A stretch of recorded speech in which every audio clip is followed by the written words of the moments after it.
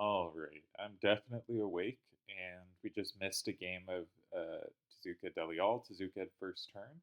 He went in 5 with 1-1-A4. We can see Tezuka has changed his hand a bit. He's gone for a 7-6-4-4, and you'll generally notice there's not as many low numbers about. Tezuka's gone for a little more raw power, but not that much. Um, so Tezuka started in 5. Hmm. My instinct with a rare would be to start with a weak corner, not in 5. But I can understand, much like last game where he played 3-A-2-1 and 5 as a response to a starter, he is making sure he has 8 and Deli doesn't, right? He is creating some kind of advantage on the board, and everywhere else should be easy to recapture. I think possibly his entire hand basically is recaptures everywhere. I think every card in his hand has at least a 5 to the right, so he's making sure he has coverage. Yeah, that is true. That all his cards have the triple capture and one has the quadruple. Um, so hard to reconstruct the game for you because I haven't even told you the hands. But Deli goes in 7 with 6-7-2-5 again. Tezuka goes in 3, setting up the slash formation. Deli goes with a relatively weak corner in 9, but I think he can probably get away with that because he played a strong corner in 7. If you double weak corner and go into an X, you just lose no combo games almost entirely because they can just set up multiple sweepers and there's just nothing. Um, so Deli goes 9. Tezuka goes 2, which usually forces 6. It did. Tezuka has 8, Deli has 4, and Tezuka has a single recapture in 1 after Deli's double recap in 4. Therefore, a tie. Okay, maybe I'll plug that into the solver while we wait for the next game. My suspicion is well played everywhere. My guess, given the move in 2, is probably Deli found a slight advantage there, but I cannot be entirely sure. Also, like, obviously, I'm not a believer in rares and 5 starters. Of course, the 5 starter gets rid of the rare. You don't actually have to play with it. Um, but I'm a little skeptical of 5 starters on this rule set. Because fundamentally, what does a 5 starter do and what doesn't it do? One thing it does is it blocks squares such that other squares are much more likely to have one side facing out, right? As soon as someone goes in 5, everything has fewer ways to interact with them. It blocks some kinds of setups. Um, it just makes the squares played less interactive. The one time I went with a 5 starter in recent times was because, in fact, it was against Tezuka. I had 8s and Tezuka had 7s. And I saw that my 8s could make potential safeties, and I wanted to just remove ways to interact with them from the board. Um, the other thing it does that's really important, I think, is it lets your opponent dictate. It removes a future interaction, right? The way that's most powerful to interact with a corner that you cannot currently take is to set up against it, right? Is to play in 5. And having that interaction is useful. It removes that interaction to the opponent's potential corners. So it means the opponent has, and it removes the ability to direct the game, right? The opponent can now play in 4 or 6 and make it side to side. They can play in 2 or 8 and make it up down. They can play in a corner and you do not have the option to respond to 5 with a corner. So, what's the upside for doing this? Well, again, you may want to remove some of those interactions, and it might be a card you play so well off, it is worth these disadvantages. Without combo, that is a bigger cost. Now, in closed, the opponent won't know which way they want to direct it, right?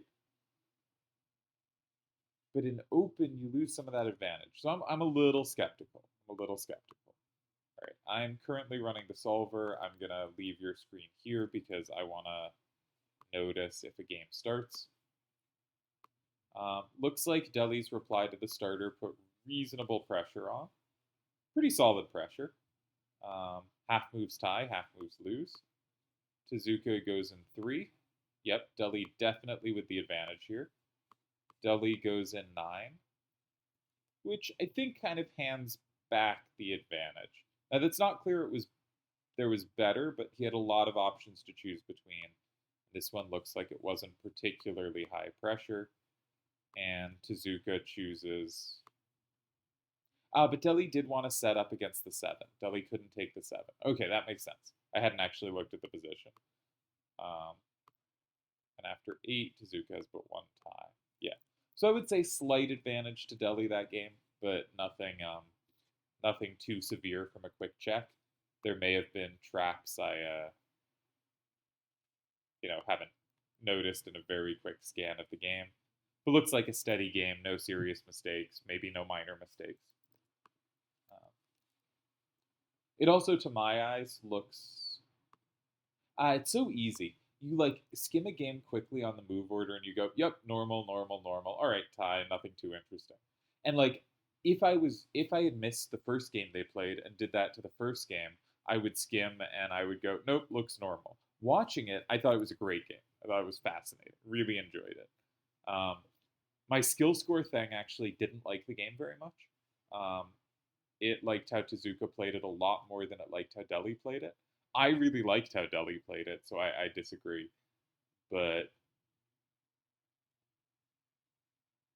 yeah, a game that I thought was really interesting to watch, but I might not have found as interesting to skim afterwards because I needed to take the time to kind of see, okay, this creates a square the opponent doesn't have. Oh, this blocked that square that might have come back to haunt them down the road.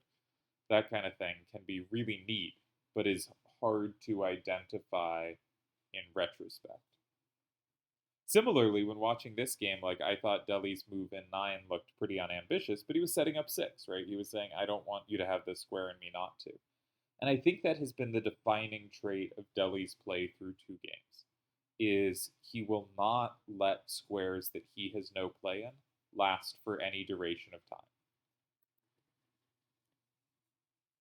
And I think that's a very interesting trait and a good one, a real strength. It's part of why I think Deli is aggressive. He plays for the future rather than the now.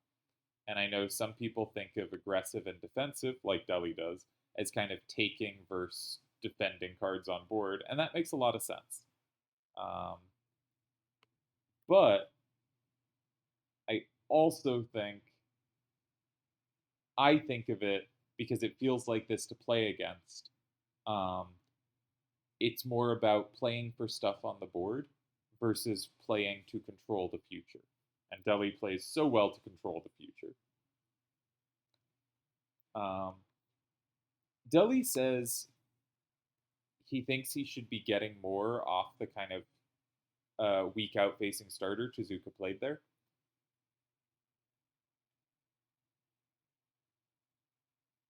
I'm not sure. I think he got a little bit, and that's probably sufficient here. Um, I think a weak starter is like fundamentally a very good idea. Like we should say, just the basic theory of no combo play is if first turn can take it. I mean, I've said this so many times, but if first turn can take it every point they want to, first turn wins, right? It's just over if they play structurally correctly. It is up to second turn to create a challenge. And that also means first turn doesn't particularly want to create challenges for themselves. Like, imagine a strong corner you play where you can recapture both squares, right? But you need a different card to do each recapture. The opponent can play it just like immediately, just with the goal that I make you hold on to one of those cards and I take at the end with the other, and you won't have a recapture at some point in the game. And that's actually enough to hold a tie already. I think in general, weak corners should be preferred to strong corners. And one thing I like about Tezuka's hand that I did not think about coming into the rule set is he has weakness to it, right? I think maybe just throwing in one kind of 7-6-3-3 or something that just you can chuck in a weak corner. Maybe as your side to side card. Maybe Tezuka is doing this almost exactly right. I still don't like the rare use. But instead of his 3-6-3, but like, maybe you double up on a corner and just at the second one have a really weak backside, which is hard to do on this set because what are the cards with the weakest backsides? Things like 7-7s that are banned. So it's tricky to do, but weak corners are really reasonable on this rule set because you don't want to create extra challenge for yourself. All you need to do is capture stuff when wanted and keep the structure sound. And what's the easiest way to do so? Put out weak corners. Just play weak corner after weak corner. The problem is it's really hard to have that fit your hand balance, as we saw from I think Deli's really good play in game one. Is if you want your cards to play, they basically all have to land in the corners or near the corners that they play well. If you start playing them in other squares, suddenly like you play your corner for 7 and 3, suddenly your corner for 3 is so unhappy. And maybe you can figure out a way for that to work because you can play it in 7 and you can say, yes, I was trying to play it as a weak corner.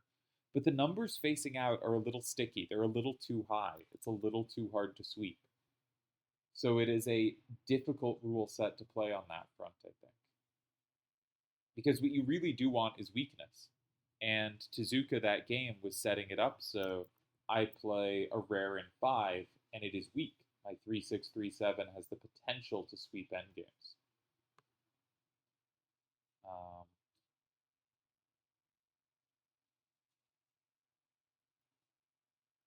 so Deli's saying like one of his strategies that game was he was really trying to get 3-6-3-7 out of Tezuka's hand, right? Because that was Tezuka's sweeper. That was the card that controlled space and guaranteed captures, and Deli wanted to make sure it wasn't there. I think on the other hand, for Tezuka, one idea, and I'm not sure if this worked, would be if you're going to occupy a square, occupy 8. I know it's the one Deli doesn't have, but you're on first turn. It doesn't really matter as much whether Deli has captures. It matters whether you have captures. And so I think there's some thought process to get rid of 8 because then all my cards have all 3 squares, at least on 5. They don't necessarily have squares on the corners. Yeah, tricky rule set here. I don't entirely know what to make of anything. I think it's really hard to play for advantage. So what you need to do is just be able to play well at a lot of length, and like if you have a chance for a little pressure, you can't miss those chances. But also if you do, I guess you can miss those chances, right? I guess the point is you can miss those chances um, because they're all little small bits of equity. And what I often say is basically no one survives if under serious pressure for 3 games. Um, it's very rare to have someone under serious pressure for 3 games and survive all 3. And if they do, it's usually not actually because they played it perfectly. It's because the opponent missed wins. So, but it's just so hard to get serious pressure on this set. So if there's something where you really have a chance for serious pressure, missing that is a big cost. But if you miss chances for minor pressure, as long as you don't fall into serious pressure, I think it's fine.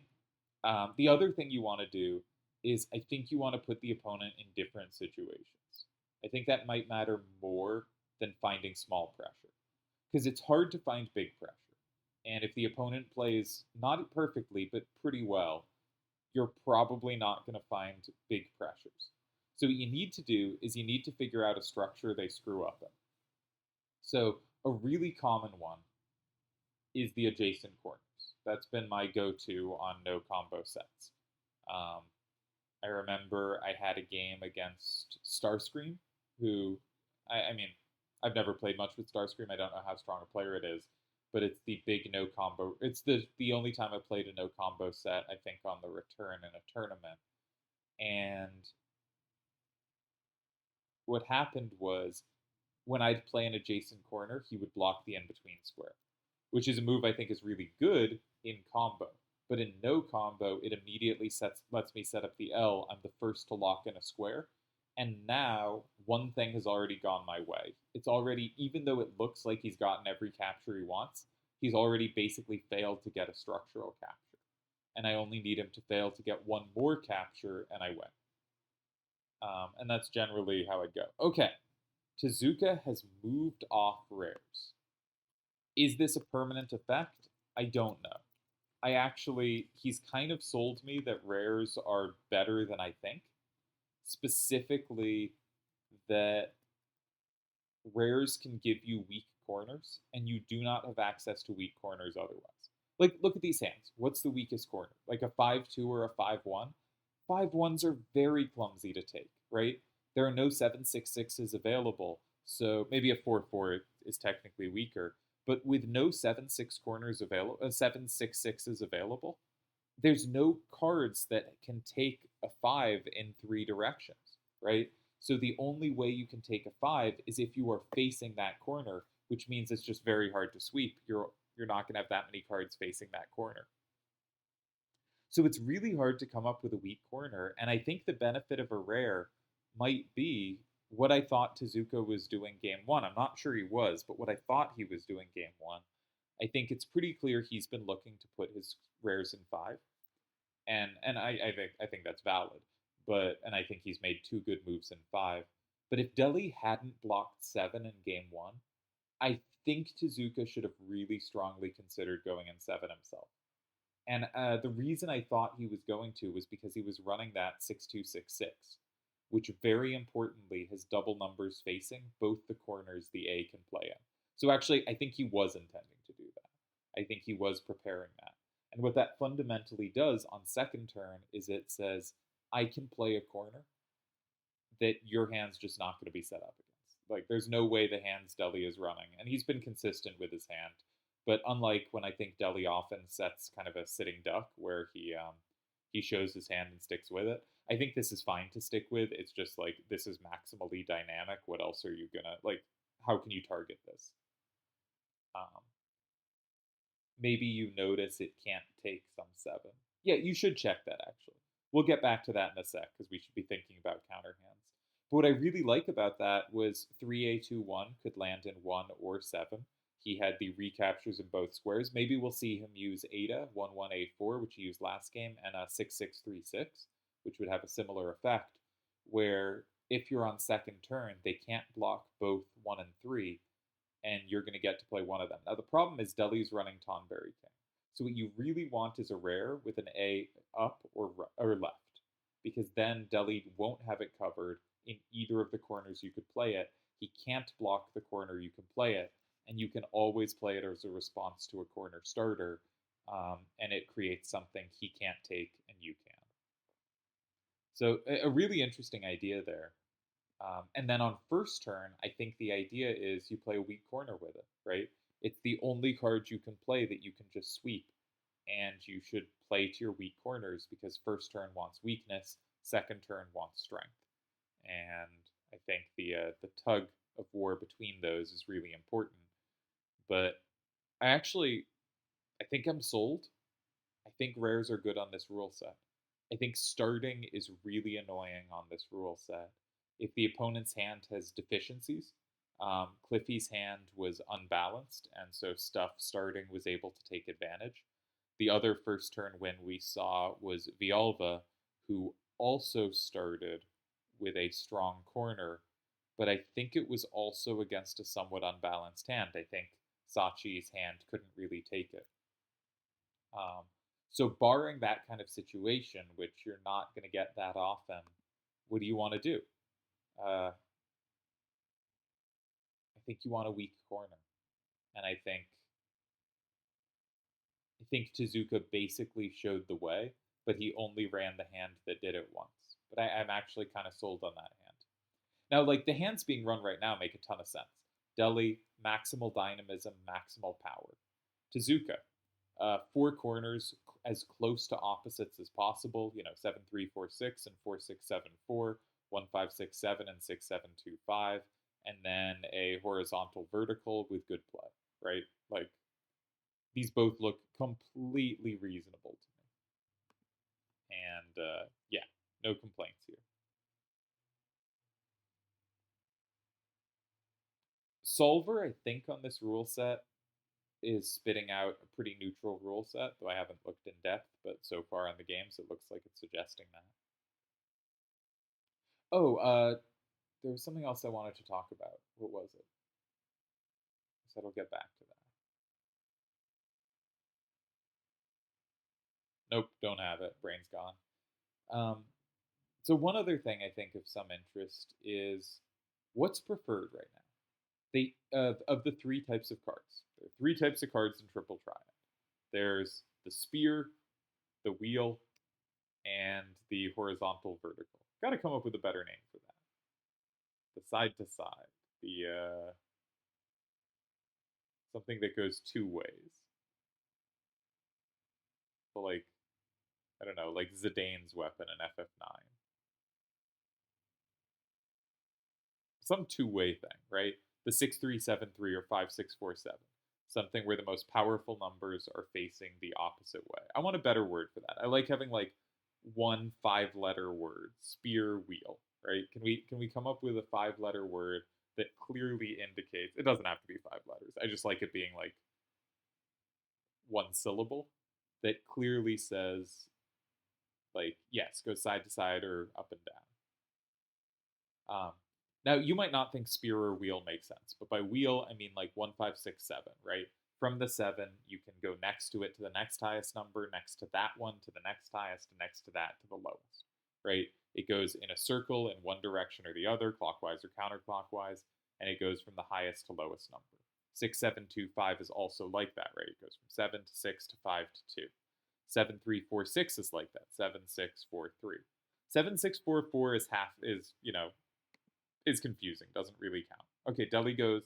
Deli has consistently relied on this 6, 7, 2, 5 starter. Deli has first turn this game, and he goes 6, 7, 2, 5, 7, which suggests it is the one he thinks his hand is best built to do. He really does want to get his corners in their natural starters because otherwise, where's the where's the play for the other ones? But I do think Tezuka has this nicely under control and should be looking to play an adjacent corner. Now, in game one, I suggested 1, 5, 6, 7, and 9 with slightly different hands, and there it was losing. But I'd like to argue that it was losing because 3A21 was such a bad card, because rares are terrible, and he was right to get the rare out of his hand. Here, he doesn't have that problem. And you can notice Tezuka, one thing Deli has done this match is he has said, you have a square and I don't. I am getting rid of it very quickly. This cannot stand. Something Tezuka has repeatedly done with his rares is said, I want a square you don't have. So there's been this very interesting play between Tezuka, who says, I'm just trying to make sure I have squares I have play in that you don't, and Deli going, never. This cannot happen. I will not let you have squares I don't have. So 1, 5, 6, 7 in 9 strikes me as a plausible move on that front. And I don't think it will actually run Tezuka out of power towards the game because I think Deli will block 8, so Tezuka will not have to use 6, 3, 7, 3, and so he will have a mix of cards with power facing away from the action and power facing towards the action. So I like the look of 1, 5, 6, 7, and 9 because that creates a threat that Deli doesn't have. Are there other ways to do this? Well, 4, 6, 7, 4, and 1. I remembered the thing I wanted to talk about. I really actually like the look of 4, 6, 7, 4, and 1. That looks really appealing to me. Because it both says you don't have 4, and 5, 6, 4, 7 might be overworked. Right? 5, 6, 4, 7 is the only capture in both 2 and 8. So you kind of threaten to go in 2 because Deli doesn't have 4, but you also kind of threaten to go in 4 because Deli can only play in 1 of 2 or 8. maybe Deli goes 5. Maybe you don't have a good card to put in 5. Because if you play 6, 7, 2, 5, and 5, you didn't capture 7, so Deli only needs to use 5, 6, 4, 7 once. And if you go 6, 3, 7, 3, and 4, Deli can go 5 and save 5, 6, 4, 7. His problem is as soon as he uses it, you block 5, and he's dead in the other of 2 or 8, but he can probably avoid it. But I think adjacent corners are the key.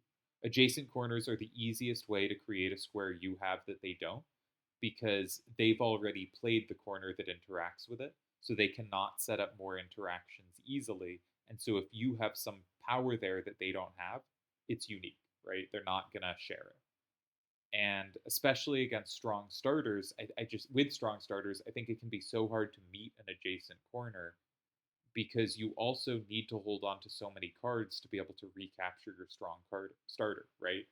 You need one of your sevens down. You need 5, 6, 4, 7. So you're starting to look for ways to use the other cards, but also those cards might be single purpose, right? 5, 6, 4, 7 might end up as it only has play in 8, or a 7 down might end up as it only has play in 4. And you don't want to start having your cards be good at one thing, right? You really want them to be good at two things, or you want them out of your hand. And if they're good at one thing, but it's one thing that is non redundant, right? That is unique power to the card, you are often stuck holding on to it in ways that are damaging. Man, I think I'm dropping pearls of wisdom here. And I did remember what I wanted to talk about, but I may have already forgotten. Wow. Terrible work. I thought of it when I was talking about 4674 in 1. I don't think it was adjacent corners. I love adjacent corners on this rule set. I think they are the way. I think, both games that have been won so far were with adjacent corners. Sometimes I think that stuff's coincidental. I do not think that's the case here. The battle between weak and strong, where first turn wants weak, second turn wants strong. The battle for adjacent corners, that I actually think one rare might be good. Though the rare meant Tezuka could not play the adjacent corner I wanted. It didn't actually work.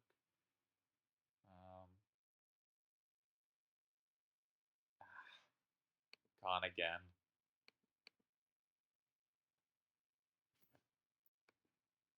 So one thing that I think happens a lot that's interesting is what to do when you're facing a corner that you already have both ways. It can actually often be clunky to set up further interaction. It can require the cards you have both that capture the two directions often mean okay, I want to hold on to those. And then sometimes there aren't really clean ways to use the other cards.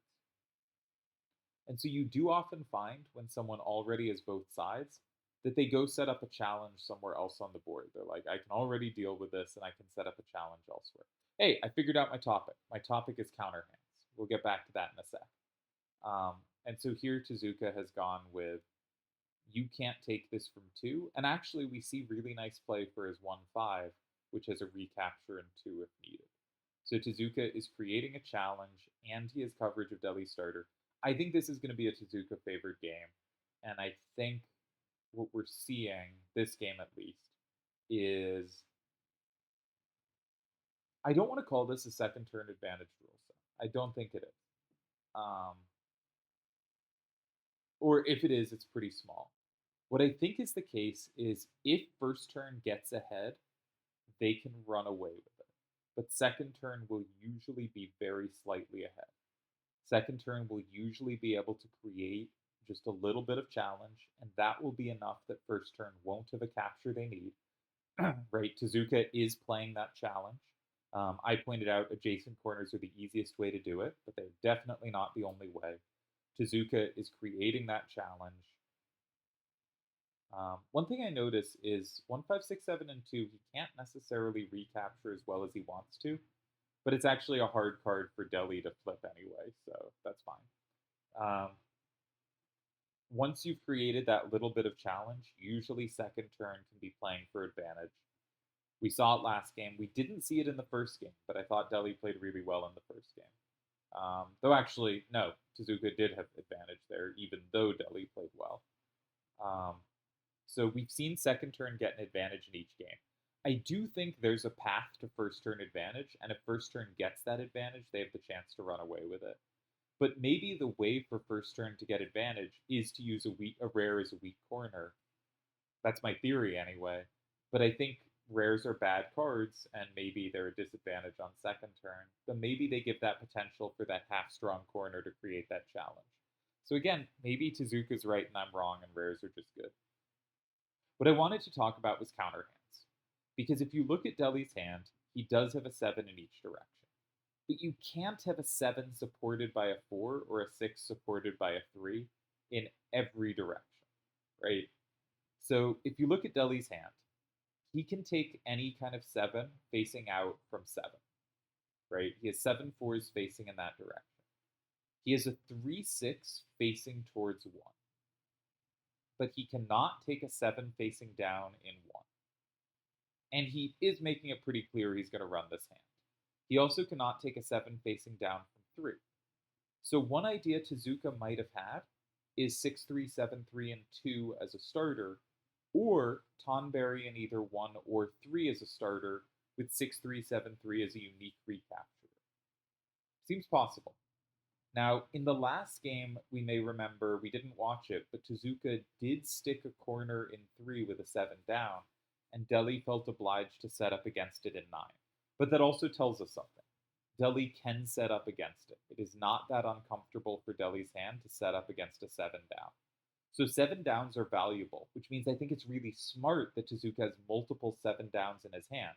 If you're going to double up on a 7 in some direction, noting Deli doesn't really have coverage of this, at least not in the top row, that's really clever. Good call from Tezuka. Okay, what about 7s to the left? Deli does not have inherent coverage to 7s to the left.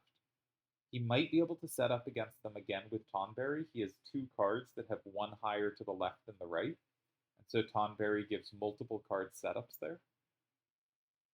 So maybe he's just comfortable, but 7s to the left may be also pretty useful. What about 7s facing up? Deli has coverage of the 1 in. Okay, so I would be looking at 7s down and 7s left as potential to create some kind of challenge for Deli. And I would be thinking about making sure I have those in my counter hand, and really importantly, that I have recaptures on them, because Deli can only take the other way, so the only way I can start setting them up safely is if I have a recapture on the strong side. And Tezuka has done that with 6 3 7 3. He's made sure I have recaptures on 7s down. So I think Tezuka's done a really nice job here, actually. Deli's hand doesn't really look counter-handable to me inherently, because it's just so dynamically powerful. But maybe there is a way, and maybe Tezuka is showing that way. I may have lost internet. That would suck. Okay, now it reloaded. So I think second turn, generally speaking, should have some advantage, and Deli has to be pretty careful. Now, there should be like many paths, right? Like, I think almost any path that forces the action should clear out the bad squares. Maybe that's wrong. I might be wrong. I was thinking something like if you go in 4 and you force 6, 7, 2, 5, and 8, and then you just take that from 5, then you've locked in 8. You've given them 7, but you've locked in 8. But maybe it's not so good because Tonberry in 1 is pretty annoying there, and then they'll have 4 and you won't. But they won't have a double capture in 4. Maybe it's fine. I'm not sure. I think there should be ways to force the action in a way that holds the game together. But this is the kind of position where Deli needs something on this move 3, and now we've seen his move 3, because Tezuka has created a challenge, and all Tezuka needs to do is create one more challenge, and he wins the game. So legitimately dangerous. But Deli's at saying, you don't have a good card to put in 6, and Deli may have a point here. 6, 3, 7, 3, and 6 sets up 5, but Tezuka doesn't have 9, so Deli should take 5 there.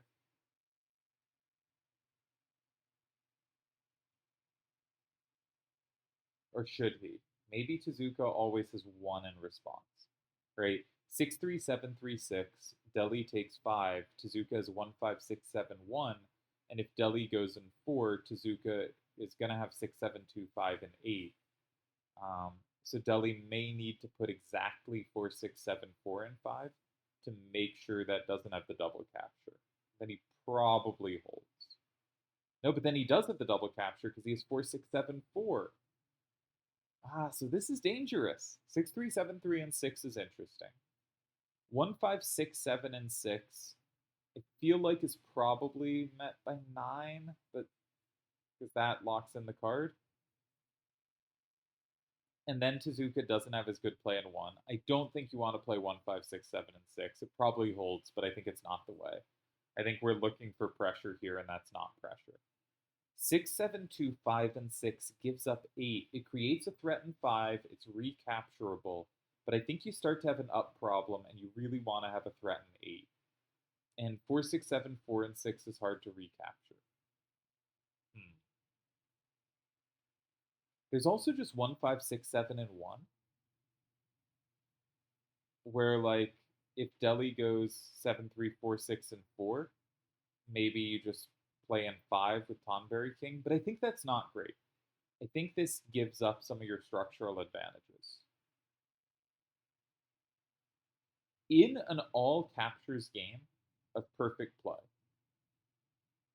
6 is correct. And if you go 1, Deli should go 6, and then Deli actually wins. For instance, you go 1, you capture 2, so you're up, so it becomes 6-4. Deli goes 6, he captures 3, it's 5-5. But notably, Deli is up 1 secured card to 0. Wherever you go, if you go 4, Deli goes 5. You secured a card in 1, but he secured cards in 2 and 4. In an all captures game, the only holding move here for second turn is 6. I think that's true. Yeah, 8 loses to 5. Actually, does 4 hold? If you go 4, they go 1. You have the double secure, though. They have a single secure, you have a double. Yeah, so 4 maybe holds as well. 4 and 6 are the 2 holds, I think. Does 4 lose to 6? 4 might lose to 6. Or 8. Yeah, I'm not so sure about 4. I used to know this stuff. But like 6 is really desirable, but you don't have a card to put in 6 that's that clean. I think 6, 3, 7, 3 might be the best try.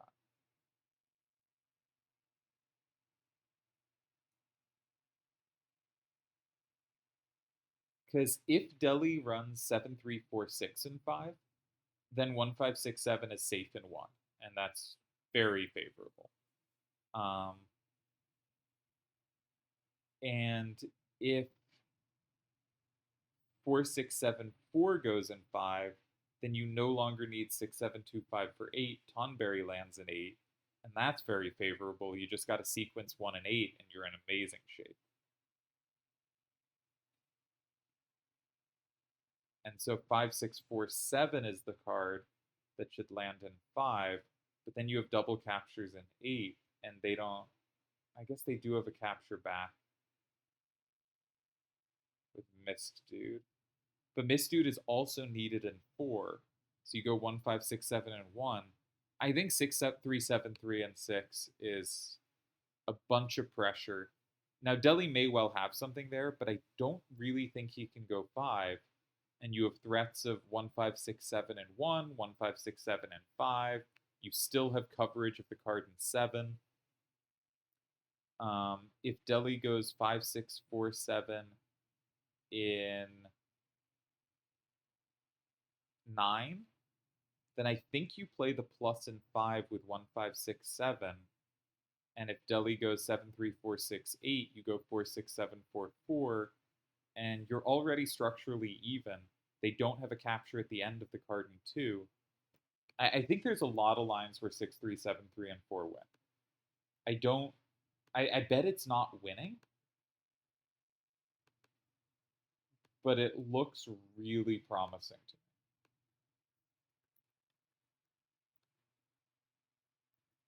me. And I would be really scared of that if I was Delhi. I think he probably holds. He had to not do something just incredibly disastrous last turn. Um, but I think he's going to have to find a really precise move. Now I'm going to flip open the solver, and it's going to tell me 12 moves tie against that, no pressure at all. All right, Tezuka doesn't go for it. Now, again, entirely possible that my line is worse than this. So I really like Tezuka's move in 3.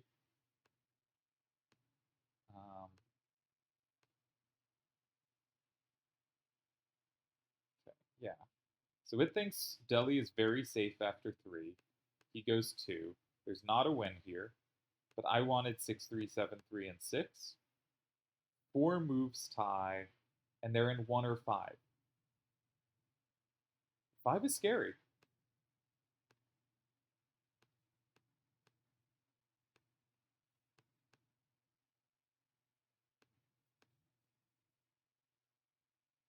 I guess you take that 1 card back you need at the end if you give up the Tonberry and 8 line. I think it's scary, though. I thought that one was pretty intimidating. Tezuka instead goes in 1, and here Delhi has 5 ties, and I think they look to me a lot less scary to find. This is not to say this is a big miss, because clearly there were more ties than I thought, but I do think 6 was a little more pressure. But also, I should reiterate, I do not think missing small amounts of pressure is the key to this set. I think it's posing different kinds of problems for the opponent, so they get confused and you can find big pressures. I thought 6 was big pressure, it probably wasn't. I still like the idea, though. So Delhi's main ideas here are going 4 or 6, and I've now closed the solver, but it said there were multiple ties in both squares. Kind of surprising there are multiple ties in 4, right? There is one move in 4 that looks reasonable, and the other 2 look really dumb. But the solver finds funny things. And I guess Tezuka just has a left problem now. Right? He has conceded a lot of his left power. Makes sense. There are 2 moves that tie in 6, right? There are 2 moves that lock in a card in 6. This could be tricky, though. I could see both all the moves looking scary, right? I could see thinking 7-3-4-6, but I don't want to be stuck with Tonberry for the end game after going in 6th there. Tonberry's pretty clunky here. There's no way to play Tonberry well. I really don't want to go in 4 or 6 with 7-3-4-6 or 5-6-4-7 because I want both of them for this end game. I gotta find a way to use Tonberry, and if you start trying to find a way to use Tonberry, then you might lose. I think you have to go for something on the board now rather than for something on the board in the future. Maybe not have to. Maybe there's some way. Maybe like 4-6-7-4 and 4 ties because, reasons. But I think you start looking for ways for Tonberry to do something, and this gets scary. On the other hand, maybe Tonberry 8 holds anyway. Not impossible.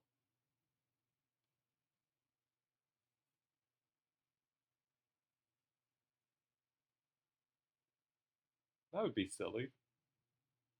But I think it might. Like, Tonberry 8 something for you play 5-6-4-7-6 and 5, and you only have 4, 5, and 8, but with the 6s to the right, they can't take any of them, and your 7-3-4-6 is guaranteed another flip. That should be a tie. Now, 8 might lose to something other than 4, but that actually, I think, widens Delhi's security net considerably if he looks for something weird to do, and we saw him play the equivalent of 8 in game 1. I think it works here. So I think Delhi's going to hold here. Again, second turn pressure. Second turn has been getting a little bit of pressure, and I think what's going to happen at some point is first turn is going to be just a little weaker than first turn has been so far, and we're going to see some serious danger.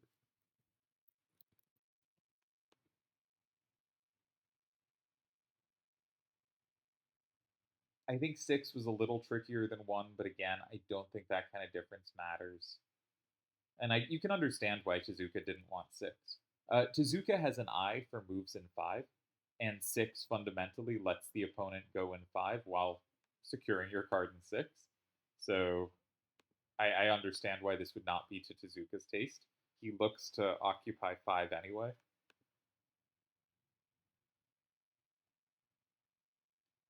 Has Deli played 7-3 in every game? No, he played 7 and then 6 in one game. So that's another thing. Like, one thing I'd be trying to do, and I'm not sure this is right, and I'm not sure. It's possible Deli's hand, while looking like infinitely potentiable to make up a word, is actually pretty locked into this kind of starter, just because weak starters don't make that much sense. Because as soon as you put one, I've talked about this, as soon as you put one starter in the wrong corner, you're going to be putting other starters in their wrong corners too, and it's all going to be clunky. I don't know. I'm not sure what to do from Deli's perspective. Do you keep kind of pushing the same type of thing? You're a little worse on first turn, but maybe you're okay. Like, you hold slightly uncomfortable ties on first turn, and then on second turn you have the chance to press, and you're just waiting for second turns. That doesn't seem so bad. I like what Tezuka's done. I think Tezuka's playing a really interesting match. I think his rare ideas were really good, and I'd love to see him try a rare weak corner, which I'm not sure is what he's looking for, but I think he should be, and I really want to see it. Um, and when he switched off that, he switched to a hand with 2 sevens down and making sure he could recapture sevens down, which guarantees he has ways to create threats against Deli's hand. And he didn't even have to go for it this game because he found a way to use 7-3-4-6 to create those threats and hold on to those sevens for later. Deli does go 8. Oh, Deli. All right, this one isn't. Yeah, like, this is. So, in Deli's terms, this is not an aggressive move, right? Because he had lots of captures available and didn't go for them. In my terms, this is the most aggressive move, right? Because he turned down the option to do things on the board now. He turned down 4 and 6, locking in cards, to instead use up the card he didn't want for later. I think this should tie. Um, Anything Tezuka does in 4, you just go 5-6-4-7-5, and you've kept a sweeper, right? It's playing to your sweepers, and that's what I think makes it aggressive. Now, Tezuka has to check other squares. So 5 is interesting because 5 says I can keep. I mean, it doesn't work, but 5 says I can keep.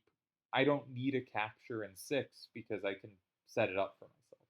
So, like 6-3-7-3 and 5, the idea is if you try to hold on to 7-3-4-6, well, I'm going to be up 7-3 by the time you play it.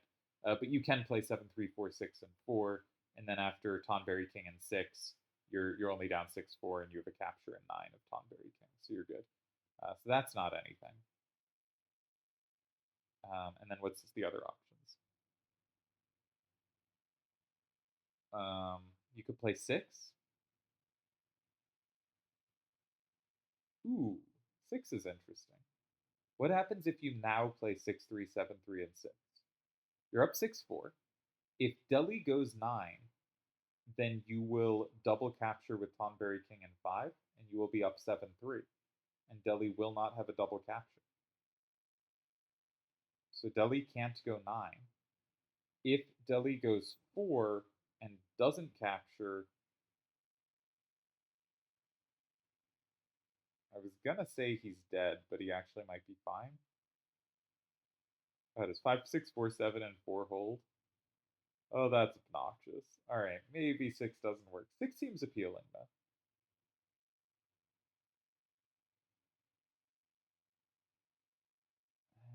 doesn't quite work.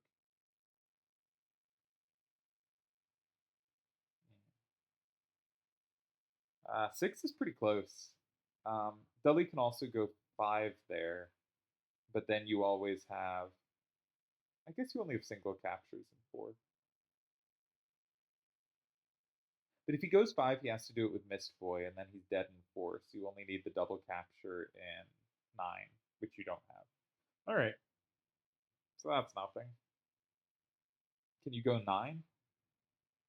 9 is safe if you have a 6 up.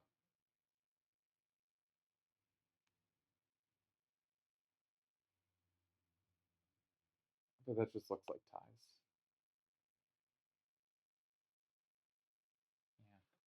Yeah. Alright. I got excited for Tezuka here. But I do think this holds. And also just so fits Deli's style of like, he is playing for the future. He is playing for his sweepers. He is playing to make sure he's not left. So far, he's been playing so he's not left with dead squares, but he also here is playing so he's not left with dead cards. I gotta eat something. I'm feeling really out of it. So I think what I'll do is I'll pause the video and come back as we see moves. Because this has been running a while and I really need to eat something. Anyway, I think second turn has been doing very well in these games. And I think the raw power of Deli's hand actually gives him fewer first turn tools. But it should make him really dangerous when he gets second turn. And so far, we've only seen him have second turn once, and it was the game I missed, so I don't know how dangerous he made it. It's hard for me to judge. But I also think Tezuka has done a nice job of finding counter hand potential without it looking obvious that that's what he's doing, right? You play a really obvious counter hand, the opponent might notice switch, right? You're suddenly like, oh, I picked the exact corner you can never take. Like they go, okay, gotta switch the hand. And then suddenly maybe you're stuck with something kind of clunky because you just picked it to punish that. But I think Tezuka is lining this up well without it looking obvious he's doing so. On the other hand, like, what do you switch to if you're Deli? Anything you switch to is either just like clearly weaker, clearly an entirely different concept that there's doesn't look obvious why you would go to it, or just a kind of rotation of these cards, which I'm not sure is available. It's FF decks only, so you have some limited options on cards. So I don't know that Deli should switch, but I think Tezuka is doing a nice job of targeting what Deli is doing. I still favor Deli in the match because, and Tezuka's smartly using his time here. This is the kind of position where there's a chance you have a win, and so you just got to check everything. But I think the match is Tezuka favored in play so far. Not by a lot, but by little increments. I'm liking what Tezuka's doing. And I currently think the best strategy is one that Tezuka came closest to playing. I could be so wrong on that, but that's my current belief. I hope I've convinced you, dear listener. All right. We will see this move, and then we will go pause. He goes in 4. I don't think there was anything anywhere, so I can't say this is a weaker move. But I think Deli can play 5, 6, 4, 7 against any move in 4, and he ties. All right, looks like we did see 5, 6, 4, 7, and 5. I'm gonna check Discord to make sure, but that seemed like the natural way for the game to end, and we have a tie. Another interesting tie. Going to be a very cagey back and forth match. Forced to be, right? No combo has to be like that. And by back and forth, I mean like a little bit one way, a little bit the other. And the way it's going to be decided is suddenly something's not going to click in someone's head. And so what you got to do is you got to try to throw different approaches at them from your comfort zone. Um, all right, they're gonna stop for now, and tough match. Also, if I ever become a cooking channel, this cocoa vin, very good stuff.